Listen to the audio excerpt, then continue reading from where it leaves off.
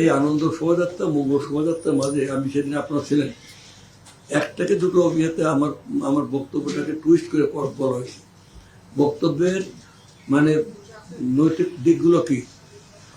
আমরা তো মানে মানুষ, তো আমরা কথা বলি, গল্প করি, যে কথাটা মানে বলা যায় সাংবাদিক, দায়িত্বশীল সাংবাদিকরা কি বলে, আমরা বলি যে এই কথাটা কিন্তু প্রেসের জন্য না, it is not to be disclose.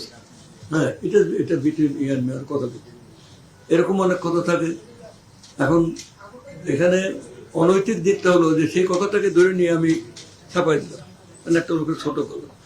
এটা তো ছোট হওয়ার কিছু নেই। আমি যেটা বলেছি সেটা হলো যে আনন্দ আর মঙ্গল, যে আনন্দ সেই মঙ্গল, এ নিয়ে বিতর্কটা কেন, কি হবে সেটা আমরা দেখবো, কিন্তু এর নিয়ে বিতর্ক চলবে কেন?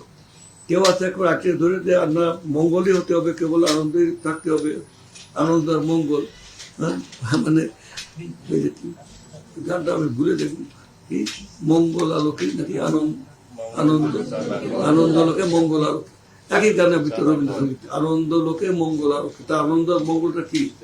আগে তো এই মানে কথার অর্থটা তো বুঝতে হবে।